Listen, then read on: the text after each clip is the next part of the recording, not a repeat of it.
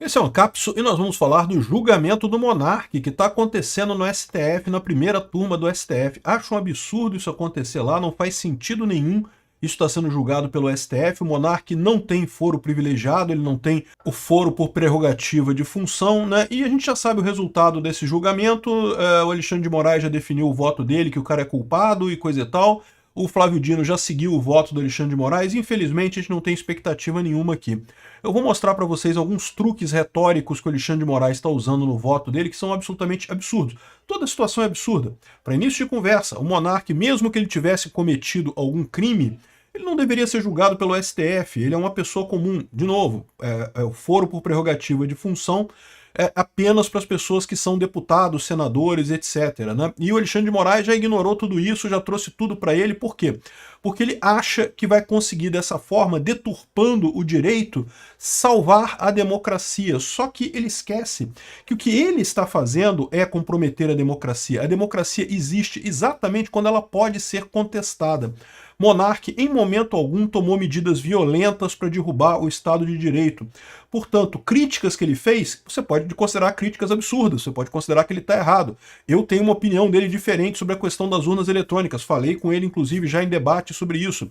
Mas eu acho que ele tem o direito de questionar essas coisas. Por que não? Porque ele não poderia criticar isso. Já expliquei que criticar a democracia é o que caracteriza uma democracia. Essa notícia foi sugerida por 300 canais, mas é o mesmo gordo tampando o texto e várias outras pessoas. Obrigado aí ao pessoal que sugeriu notícias lá no nosso site, no visãolibertaria.com. E obrigado a você que está assistindo o nosso vídeo. Se você gosta do nosso conteúdo, por favor, deixe o seu like e se inscreva aqui no canal, né? Pois bem, o STF está julgando agora definitivamente. Lembra, até aqui, tudo que estava acontecendo era medida liminar. Isso ainda é pior, né? Ou seja, uma coisa grave como essa, o pessoal tirou o meio de vida do monarca. O monarca é um cara que vive como comunicador, ele ganha dinheiro no YouTube, nos canais que ele tem. O pessoal, na maior tranquilidade, cancelou tudo que ele tinha, proibiu ele de falar e não sei o que lá, como se fosse a coisa mais normal do mundo. Como se não houvesse uma previsão constitucional da dignidade da pessoa humana que garante exatamente que mesmo que a pessoa seja culpada de alguma coisa, você não pode comprometer a fonte de renda dela. Por quê? Porque ela depende daquilo. Ela pode ter pessoas, pode ter filhos, pode ter amigos, pode ter familiares que dependem daquele dinheiro que a pessoa está ganhando, então você comprometer a fonte de renda da pessoa é uma coisa crítica, né? E o Alexandre de Moraes fez tudo isso. Ele proibiu o monarca não apenas tirou os vídeos que ele considerava danosos do monarca, mas também ele cancelou as contas do monarca. E a gente vai ver no voto dele, ele proibiu as empresas de pagarem ao monarca. Olha que absurdo isso, cara. Isso não tem lógica nenhuma, isso não faz nenhum sentido no final das contas. No entanto, virou meio que normal na nossa, entre aspas, democracia moderna. Eu já falei para vocês, democracia, pelo nome democracia, tem um monte de lugar. A Coreia do Norte se chama República Democrática Popular da Coreia do Norte. Chamar de democracia. Se você perguntar pro Raul Castro, bom, Raul Castro não dá mais porque ele morreu, né? Felizmente, mais um comunista filho da puta que morreu recentemente. Mas se você perguntar pro Díaz-Canel, que é o atual presidente de Cuba, ele vai falar que Cuba é uma democracia também. Não, falar que é democracia, todo mundo fala, meu amigo. Como que você sabe se um país é uma democracia ou não? E a regra é muito clara. Você pode criticar o governo, pode criticar as pessoas que estão no governo, pode criticar as ações tomadas pelo governo. Se você pode criticar, então você está numa democracia. Lá nos Estados Unidos, o pessoal criticou um monte de coisa do Biden. E estão as pessoas lá. Na Inglaterra também, teve umas pessoas que criticaram algumas coisas e estão presas na Inglaterra. A Inglaterra é um caso perigoso nessa história. Aliás, a Europa toda está indo muito nesse sentido. Mas, de qualquer forma, se a pessoa pode criticar o governo, não tem problema. É uma democracia, faz parte, né? E veja, eu estou falando em criticar o governo, não em tomar ações para derrubar o governo. Isso aí é outra história, eu concordo que aí é outro patamar de problema. Agora, criticar o governo, por que não? Né? Exatamente isso que distingue uma democracia. E aí o mais engraçado é que você vê aqui, ó, tá aqui, ó, né? A primeira turma do STF começou a julgar o bloqueio das redes sociais e a multa de 300 mil impostas no monarca por descumprimento de medidas cautelares e coisa e tal. O investigado havia sido proibido de publicar, compartilhar fake news e conteúdos antidemocráticos e coisa e tal. E aí que vem a primeira coisa que eu falo aqui. Já é um absurdo isso, o cara trabalha com isso. Proibir o cara de falar qualquer coisa já é um absurdo completo, né? E aqui ó, tá o voto do Alexandre de Moraes, que eu acho muito engraçado pelo seguinte. Ele já começa falando aqui, não há no ordenamento jurídico direito absoluto à liberdade de expressão. E nisso daqui eu tenho que concordar com ele. No ordenamento jurídico brasileiro, no juspositivismo, você não tem de fato direito absoluto à liberdade de expressão. Eu acho errado. Na ética libertária, a liberdade de expressão é sim absoluta, né? Aqui.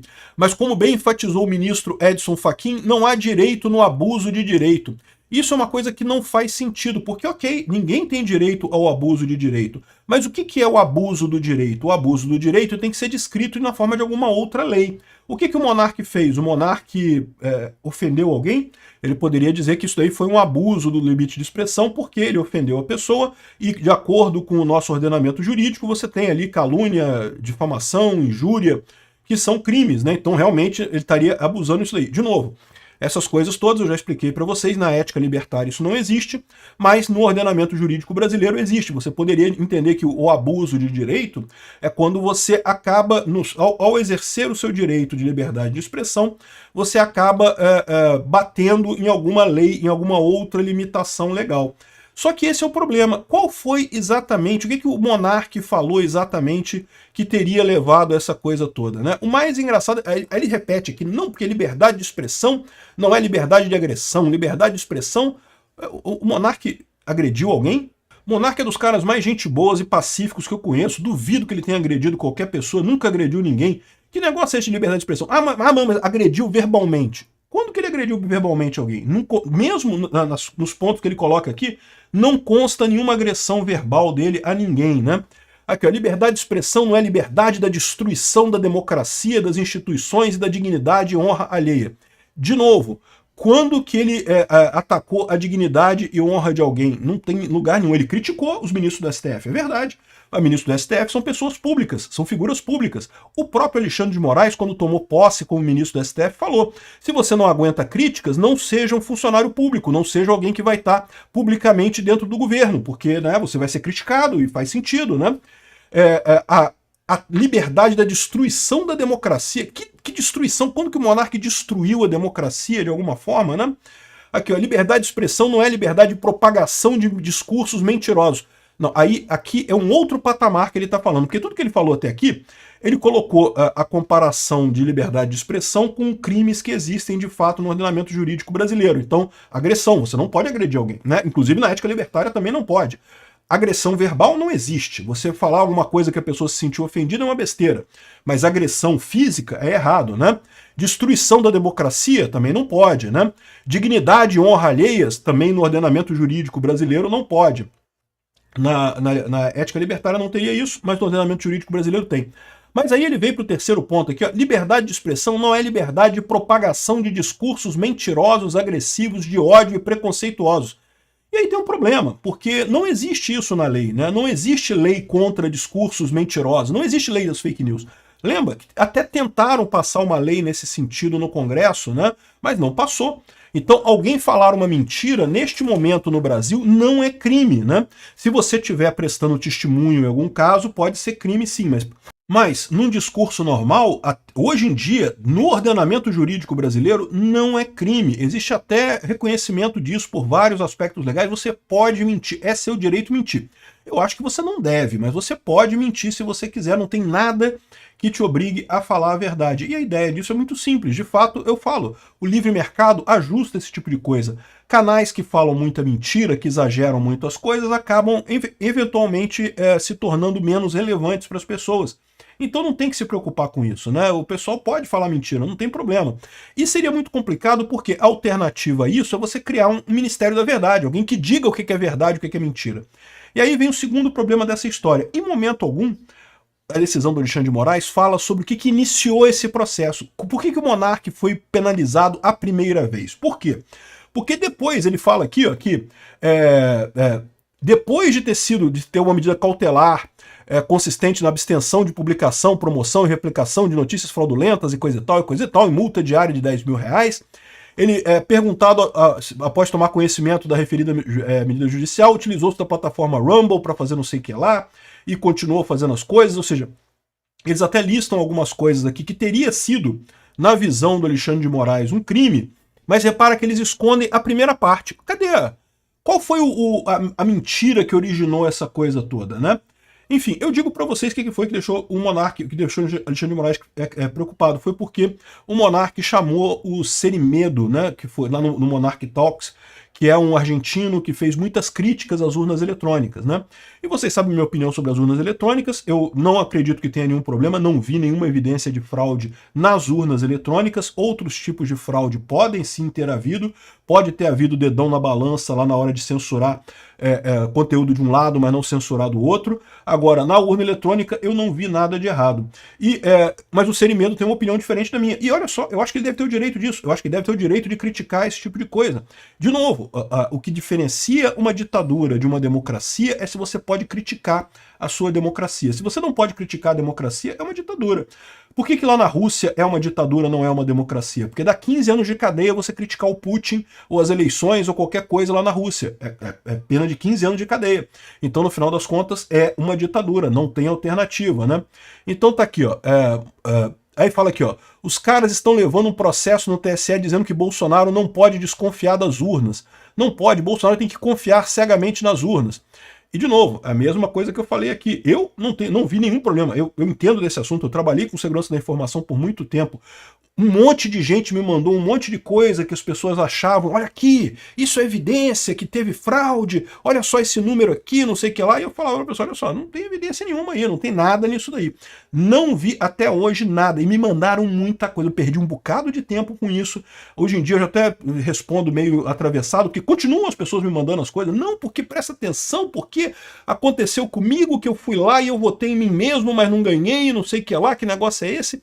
E eu não sei por que o voto da pessoa não foi computado na coisa dela, mas eu vou te dizer, na época que eu cheguei a estudar esse negócio mais a fundo, eu fiz a minha tese de direito com base nas eleições brasileiras e fraudes, esse negócio todo. Na época que eu estudei esse negócio, o mais comum era a pessoa mentir. A pessoa ficou chateada porque perdeu a eleição. Perder a eleição é uma coisa que dói no ego. Um monte de gente, um monte de amigo seu falou pra você, vou votar em você, eu vou votar em você. Não, pode deixar que eu vou votar em você. E aí no final você vê os votos ali, ih, caramba, só teve 3 votos. Ninguém votou em mim. A pessoa fica machucada, né? E aí a pessoa fala que o problema é a urna e não sei o que lá e coisa e tal. O mais normal é isso, é mentira. A pessoa mentir. Né? O seu amigo que falou que votou em você, na verdade, não votou. Isso é o mais comum dessa situação, né? E é por isso que eu falo também que eu acho que o grande erro dessa história aqui, eu não sei como é que foi a defesa do Monark nesse caso, mas eu sempre falei que o Monark tinha que arguir que duvidar do processo eleitoral faz parte do sigilo do voto. O sigilo do voto é questão extremamente relevante nas eleições brasileiras e as pessoas têm que ter o direito de duvidar das urnas eletrônicas. Por quê? Porque justamente essa é a saída nesses casos. A pessoa, seu amigo te falou para você votar nele, né? Só que você não quer votar no cara, né? Mas não quer perder o amigo, é seu amigo, é gente boa. Você fala, não, vou votar em você sim. Aí depois o seu amigo vira para você, uai, pô, cara, sacanagem, eu fui ver lá na sua sessão eleitoral aqui, não tem nenhum voto para mim, tu falou que ia votar em mim, que sacanagem, cara. Pô, que trairagem, né? Qual que é a maneira que o amigo tem de se livrar dessa? Porra, maldita urna eletrônica, cara. Bem que quando eu digitei o 22 ali apareceu 13, não sei o que lá.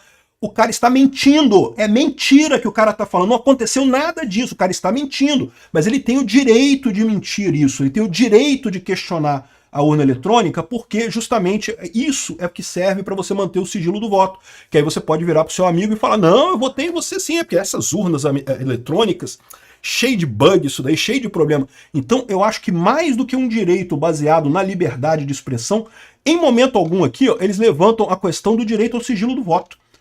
Quem garante que o Monark não tá falando tudo isso daqui porque ele tá chateado por algum colega dele que questionou ele, que queria que ele votasse em alguém, e aí ele falou que votou e não votou de verdade, aí a pessoa questionou, e aí o Monark veio com essa história de dizer que o Monark tem o direito, todas as pessoas têm o direito de questionar a urna eletrônica, isso é parte integral do direito ao sigilo ao voto, e é uma coisa fundamental aqui no Brasil, né? Ou seja, o Alexandre de Moraes, ao proibir as pessoas de questionar a urna eletrônica, o que ele está fazendo, na verdade, é minando o próprio processo eleitoral brasileiro, o sigilo do voto, né? Porque agora as pessoas vão ficar com medo. O cara, né, que falou pro amigo lá que quer votar no amigo, mas não votou, e tem o direito de não votar, ninguém é obrigado a votar em ninguém, é seu amigo, mas você não gosta tanto dele. Ou então, às vezes, tem outra pessoa que te pediu voto também, né? Acontece muito, várias pessoas pedirem voto, Pô, é chato você falar pra pessoa, não, preferi votar pro fulano, não sei o que lá, e coisa e tal. É chato isso. Então o que, que você faz? Não, votei em você sim, bicho. É aquela porra da urna eletrônica, tudo dá cheio de defeito aquilo ali. Não sei se isso foi arguído pelo advogado do Monark, mas eu acho que deveria ter sido, porque realmente esse é o ponto, né? Como eu falei para vocês, eu fiz meu TCC de formação em direito foi com base nos direitos constitucionais envolvendo a eleição. E essa questão do sigilo do voto é muito importante. As pessoas têm que ter o direito de questionar o processo eleitoral para manter o sigilo do voto delas, né? Aqui, ó, tudo que ele fala aqui é crítica à eleição, aqui, ó. Vamos ser sinceros, os caras querem tirar Bolsonaro do jogo. É isso, não importa o processo. É uma opinião dele. Eu tenho essa opinião também. Eu também acho que queriam tirar o Bolsonaro a qualquer custo. Ficou muito claro para mim pelas coisas que aconteceram em 2022 que foi exatamente isso que eles queriam. Estão fazendo isso porque existe uma máfia que controla parte do Estado. Aí eu já discordo. Eu já falei para vocês, eu não acho que tem um deep state, uma máfia que faz isso, que controla parte do Estado. Não é isso. O Estado tem pessoas que têm interesses iguais. Então as pessoas que estão no Estado naturalmente têm interesse que o Estado cresça. E o que o Bolsonaro fez? O Bolsonaro diminuiu o tamanho do Estado. É por isso que é tão difícil diminuir o tamanho do Estado. Porque as pessoas dentro do Estado perdem poder quando você diminui o tamanho do Estado. Então você cria um monte de gente contra você dentro do Estado. E é por isso que o pessoal queria muito tirar Bolsonaro. Não é que havia uma máfia, o pessoal combinando, não, vamos fazer isso aqui, e o mestre falou isso aqui, não, e fulano... Não é isso. É um monte de funcionário público que nem falou um com o outro, mas como todos têm o mesmo interesse, eles acabam tomando decisões no mesmo sentido. E, de certa forma, parece coordenado, né?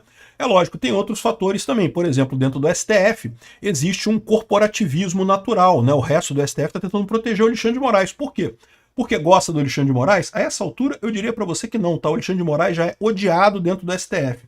Mas os outros ministros que estão ali, eles sabem que se derrubarem o Alexandre de Moraes, a posição deles fica mais frágil. Porque se o Alexandre de Moraes foi agora, pode ser que amanhã seja um deles. Então, entendeu? A questão toda é o interesse pessoal, né? O pessoal fez isso, não é uma máfia. É o interesse pessoal. Mas, de qualquer forma, o cara tem o direito de achar isso. Por que não? É um empecilho o Bolsonaro concorrer novamente à presidência, então eles vão inventar uma desculpa jurídica da mesma forma que fizeram com o Dallagnol para tirar os oponentes do páreo, né? Parece que é isso que eles estão fazendo, né? Ah, não, ele fala que depois da reunião dos embaixadores e não sei o que lá e coisa e tal. Enfim, ou seja, o que eu vi aqui, eu não vi ele agredindo ninguém, não havia ele ameaçando agredir ninguém, não vi ele fazendo planejamento de derrubar Estado nem nada disso. O que eu vi ele falando aqui foram críticas ao STF, que ele tem direito, qualquer brasileiro tem o direito de criticar qualquer ministro do STF, ou deveria ter esse direito, e críticas à urna eletrônica, que também, de novo, cada pessoa deveria ter o direito à crítica na urna eletrônica, né? Enfim, aí ele fica chorando aqui, não tem nada demais, não tem nada além dessas críticas que o Monark falou aqui, não tem nada de pesado, nada de perseguição, nada de coisas assim, né? Fala que ó, não existe mecanismo para se evitar um golpe no judiciário. E é verdade, né? Isso já se falava há muito tempo. A pior ditadura é a ditadura do judiciário, não tenha dúvida alguma. Enfim, e daí, aí falam aqui todas as coisas e no final das contas nega o provimento ao agravo, e é esse sentido que foi aqui o voto do Alexandre de Moraes e coisa e tal, né? Enfim, o Flávio Dino já concordou também com o voto, o Flávio Dino seguiu o relator, então muito provavelmente eles vão manter a condenação do Monark. Uma pena, acho que o Monark está sendo injuriado, acho que ele está sendo prejudicado, está sofrendo uma perseguição política, e isso é extremamente preocupante. Obrigado por assistir o vídeo até o final. Além de curtir, compartilhar e se inscrever no canal, considere se tornar patrocinador com valores a partir de R$ 1,99. Clique no botão Seja Membro abaixo para saber as condições e vantagens de patrocinar o canal. Mais informações sobre o nosso projeto, visite nossos sites indicados na tela.